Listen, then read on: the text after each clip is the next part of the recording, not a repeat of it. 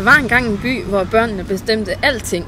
De voksne havde deres små voksenværelser med alle deres voksenting proppet ind hulter til bulter.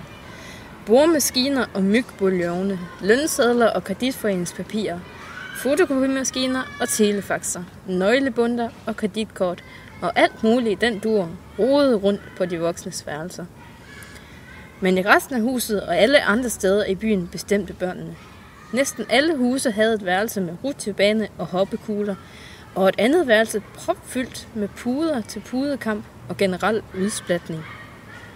På menuen stod der ofte popcorn, pandekager eller pålægschokolade, men aldrig rødvin, rosenkål eller roquefort. Trafikken i byen var udelukkende trehjulede cykler, løbehjul eller legetøjsbiler, oversået med legepladser, og midt i byen lå Legeland, en enorm forlystelsespark med gratis adgang. Hver dag fulgte børnene deres voksne i voksenhaven, hvor de sad og arbejdede dagen lang. Og bagefter julede børnene ned i Legeland.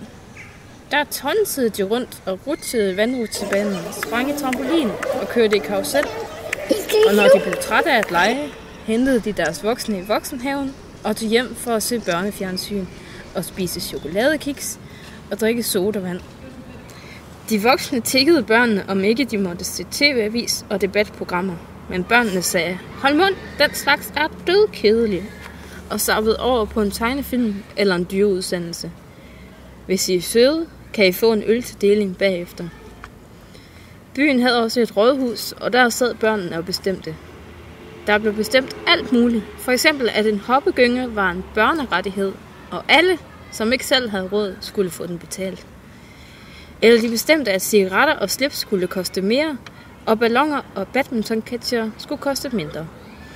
De bestemte, at der skulle afholdes en kæmpe konkurrence i gakkede gangarter, og første præmien skulle være en rejse i en rumraket. Borgmesteren i byen var altid den allernyeste nyfødte. Når et barn blev født, blev det bragt huhej vilde dyr fra hospitalet til rådhuset, hvor det var borgmester, indtil det blev afløst af den næste nyfødte. Og sådan var det overalt i byen. Jo yngre man var, des mere bestemte man. Det var altid den yngste i en flok børn, som bestemte, hvad man skulle lege. De større børn ville helst lege med de små, men det var ikke altid, at de små gad lege med dem. Desværre blev børnene lige så langsomt voksne og måtte gå i voksenhave og arbejde og længtes tilbage efter barndommen. Men så længe de var små, havde de det sprøjte skægt, som kun børn kan have det.